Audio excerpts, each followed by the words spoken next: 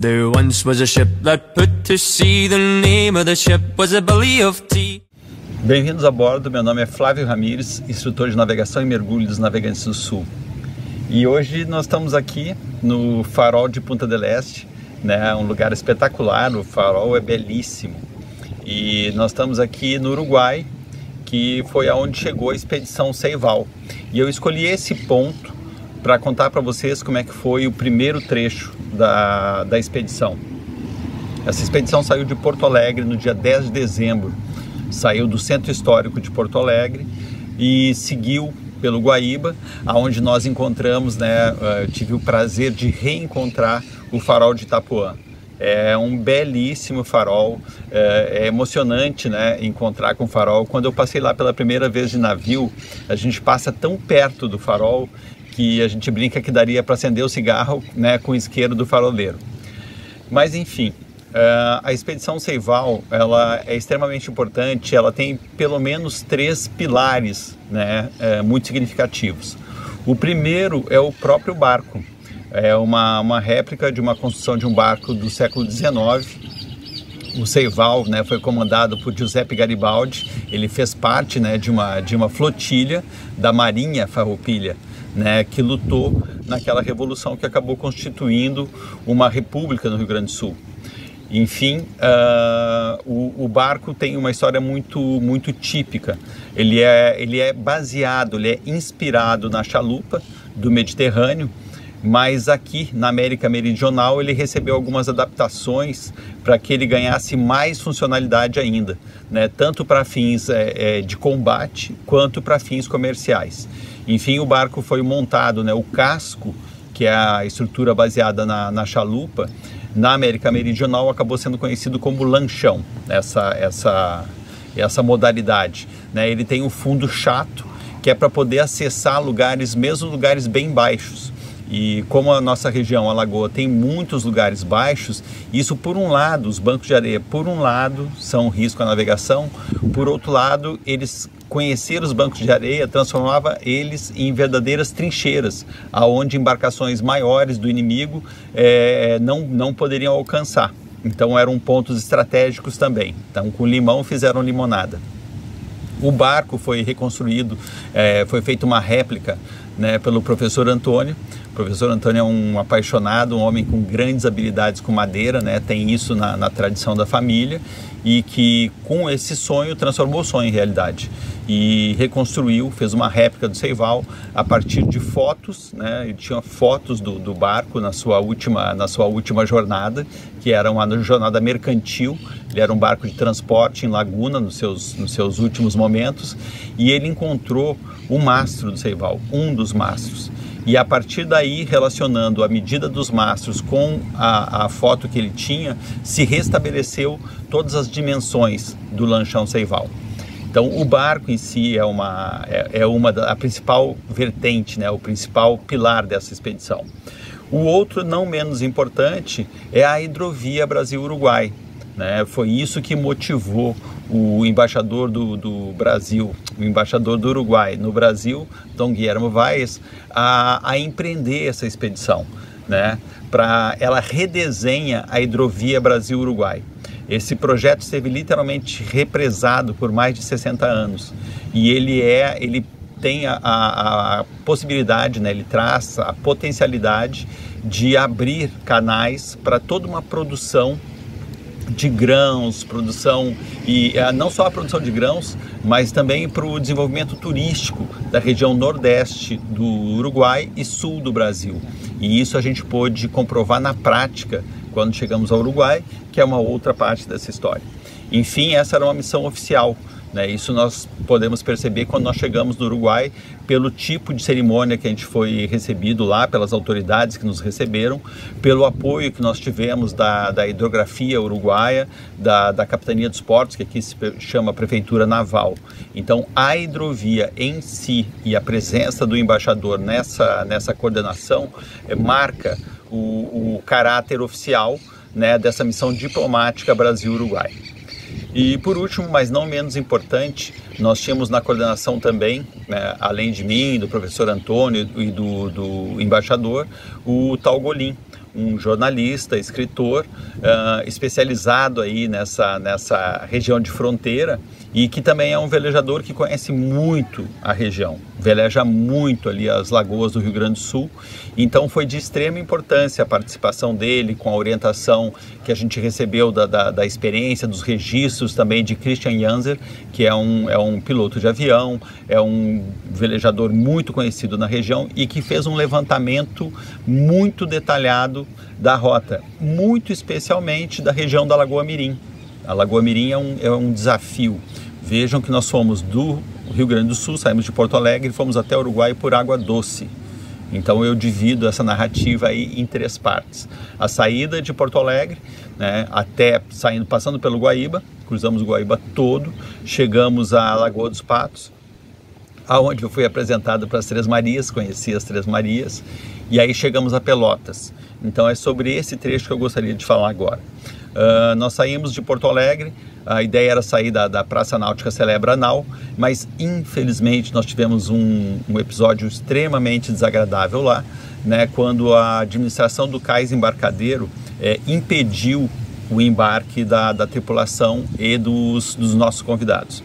Isso foi muito desagradável. O centro histórico de Porto Alegre está sendo revitalizado, né, por partes. A orla do Guaíba está sendo redesenhada mesmo para receber o público, para receber o porto-alegrense, para receber os turistas, e ainda há surtos, né, de privatização, assim, um surto de não dar acesso, né, de elitizar o acesso.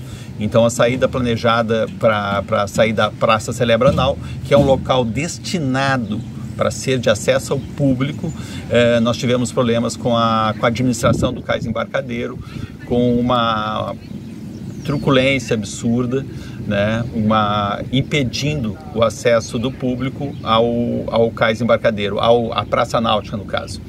Mas superamos esse contratempo com um apoio assim muito oportuno do Barco Escola Cisne Branco, né, um parceiro de longa data.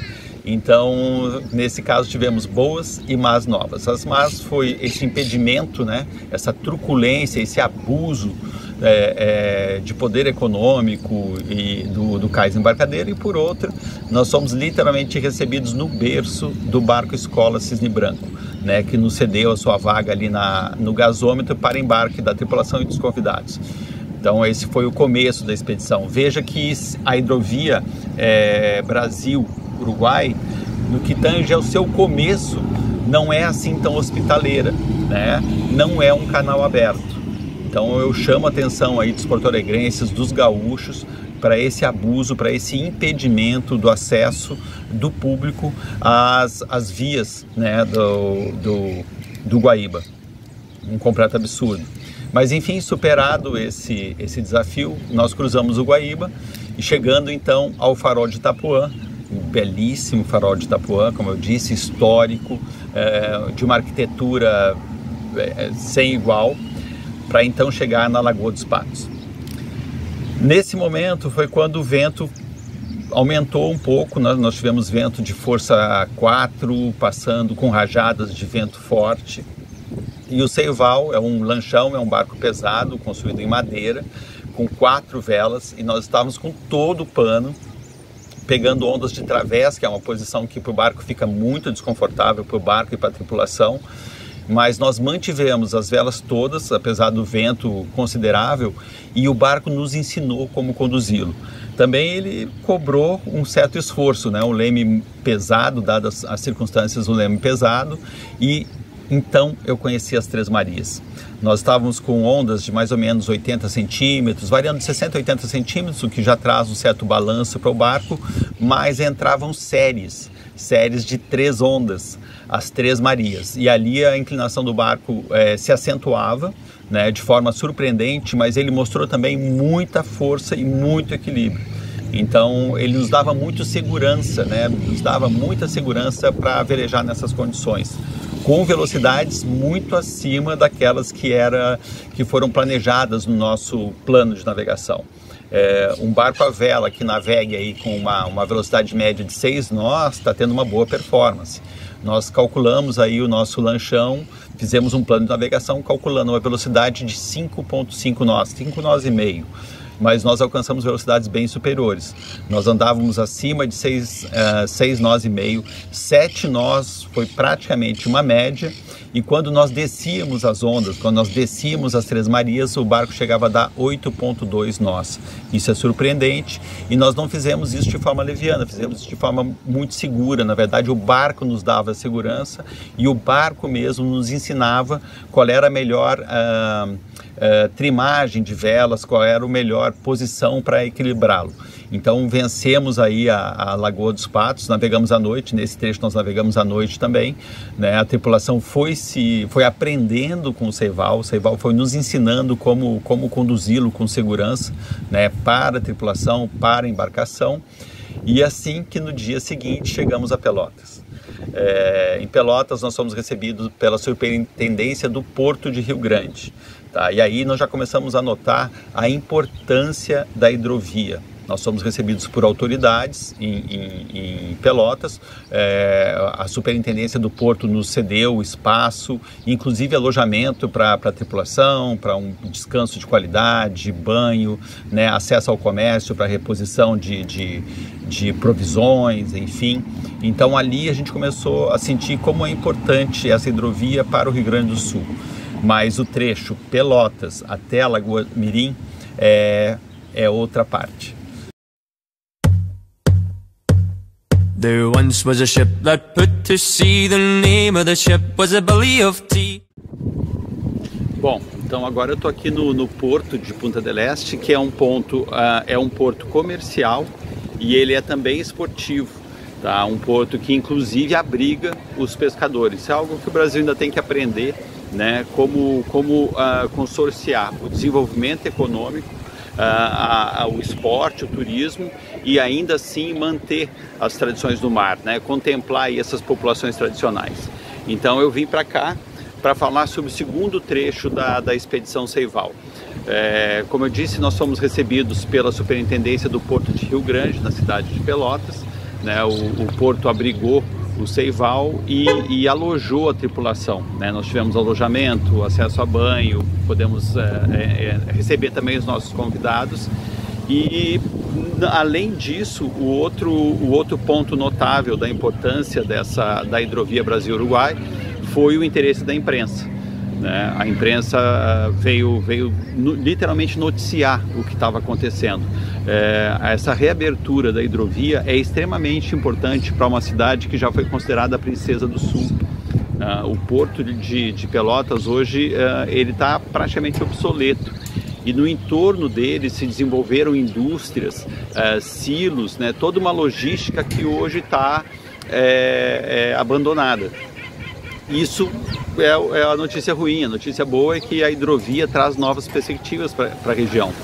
Não só para revitalizar essa estrutura do porto, dos armazéns, dos silos, mas inclusive para estimular a produção local, que passa a ter uma via de distribuição mais econômica, mais viável, mais inteligente, né? Uma logística do seu tempo. E isso ficou comprovado pela presença das autoridades e o interesse da imprensa. Afora isso, literalmente para mim foi um divisor de águas. Eu morei em Pelotas e eu não conhecia Pelotas, vamos dizer assim, pelas águas. E nós navegamos o canal São Gonçalo para chegar até a Lagoa Mirim. Existe uma eclusa, existe uma comporta, né, que divide essas águas. Divide e protege. Protege a Lagoa Mirim de receber água salgada que vem do mar e entra através da Lagoa dos Patos, né, para preservar essa região. E isso funciona, porque esse divisor de águas foi o seguinte: quando nós passamos a eclusa do canal de São Gonçalo, a fauna local mudou completamente.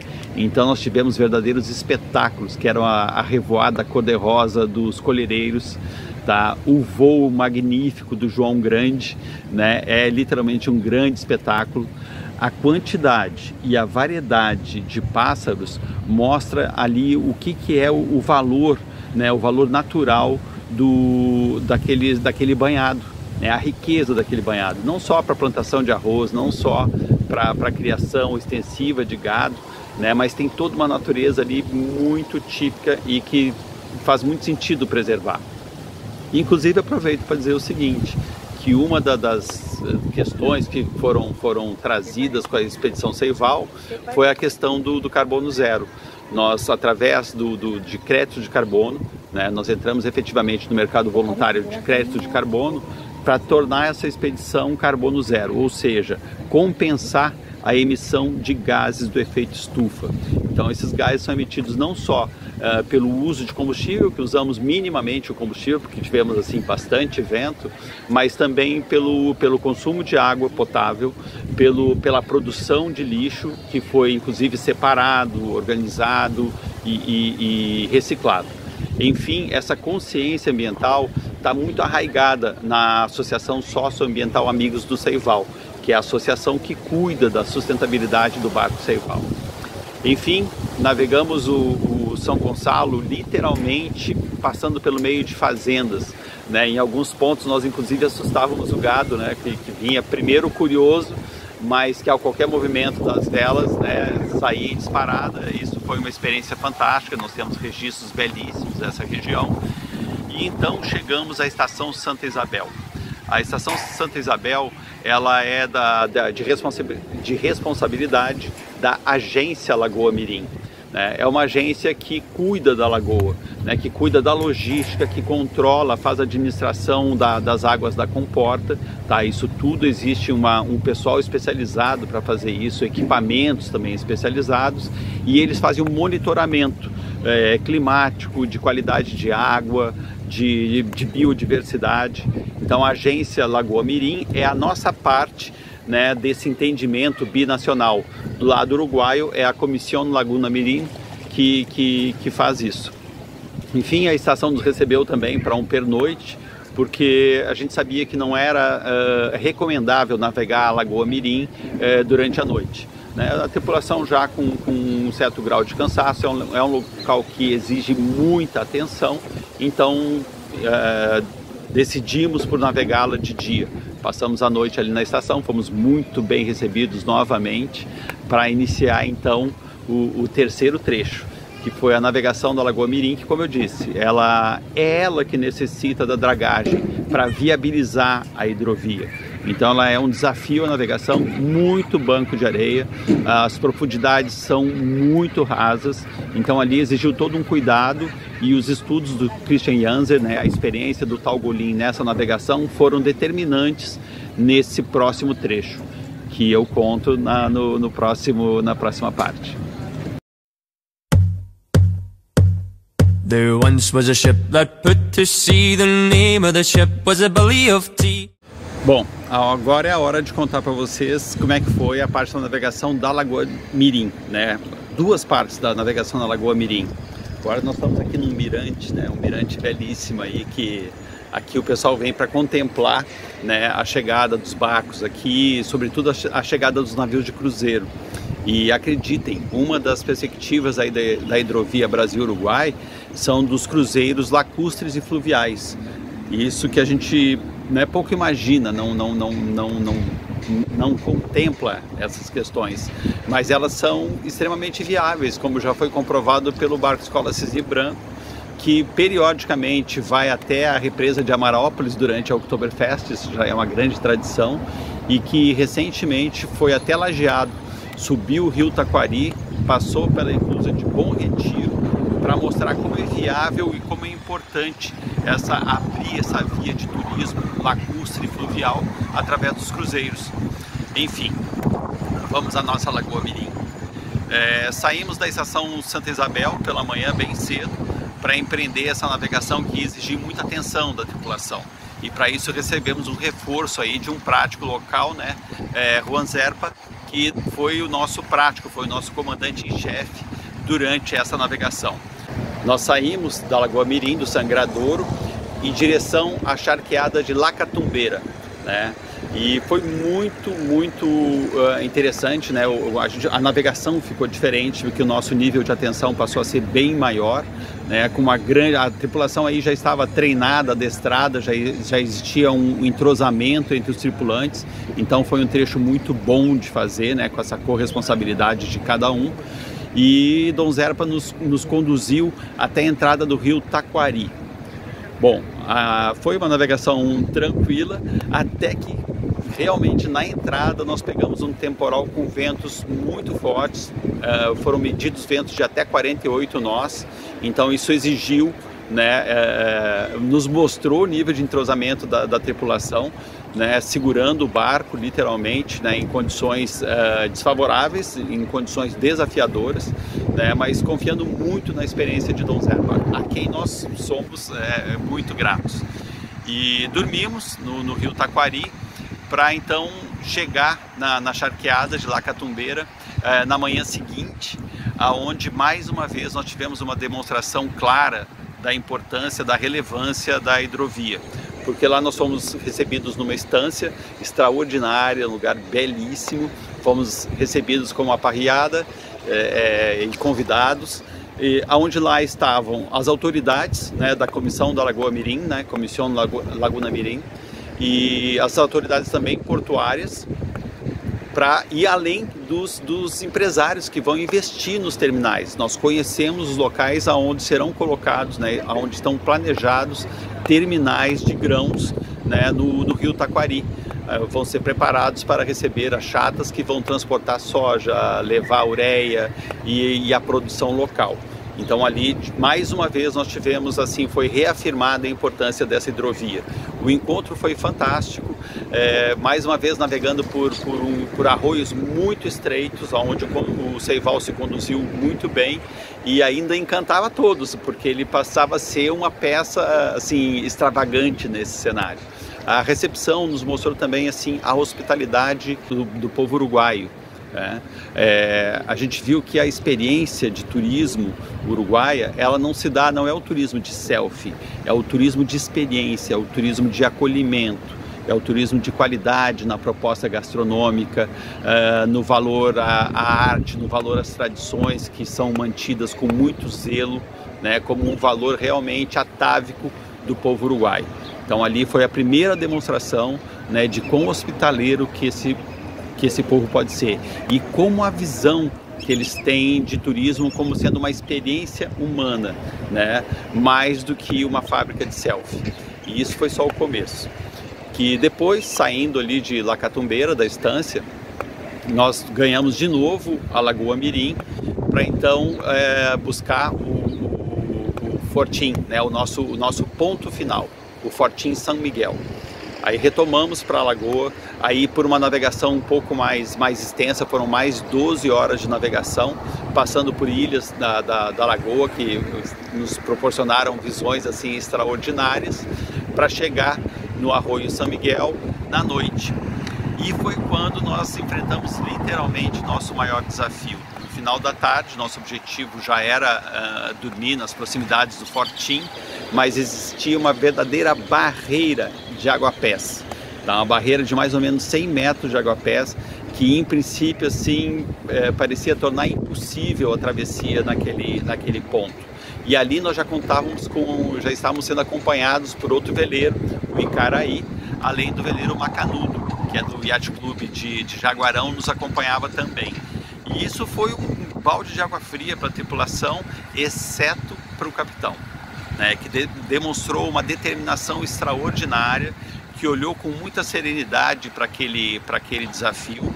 E aí foi muito importante o apoio que nós tivemos das autoridades uruguaias, né, que foram assim, atenderam aos chamados do embaixador, do senhor Guillermo Valles, que mobilizou a hidrografia da Uruguaia junto com a capitania, que é a prefeitura naval, e a comissão ainda. Então foi uma operação conjunta de pelo menos 5 embarcações, né, trabalhando dos dois lados do bloqueio de aguapés, com uma determinação, com um propósito firme de chegarmos até o Fortinho de São Miguel, onde a gente seria recebido com pompa e circunstância pelas autoridades locais, né? Inclusive com uma salva de tiros de canhões, que foi assim emocionante para todos.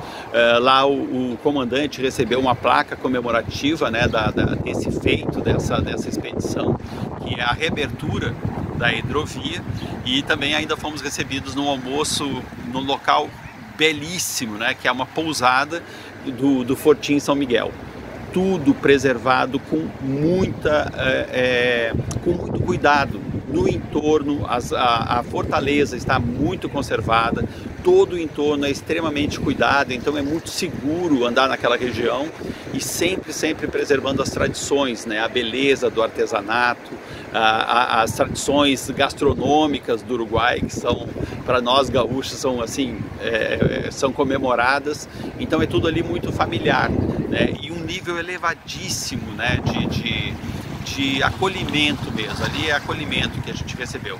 E ali nós tivemos então um momento extremamente emocionante para a tripulação, né, que foi entrar junto no Fortinho São Miguel, e tivemos a fala lá do embaixador, Dom Guilherme Vaias, do nosso comandante, da prefeitura também do Chuí, uruguaio, e a responsável também pelo departamento de Rocha, que junto com o prefeito brasileiro da cidade de Barra do Ribeiro estão estabelecendo aí um vínculo de cidades irmãs para cooperarem nesse turismo fluvial e lacustre, que é muito caro, que tem muita importância para essa região.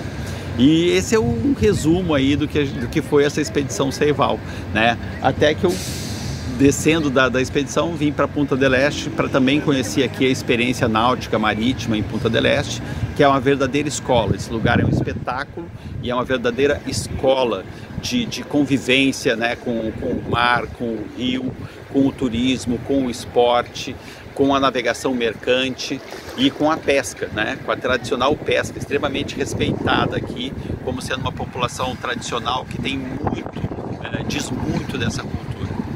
Enfim, o Nomeia, aguardamos a próxima aventura e a próxima jornada.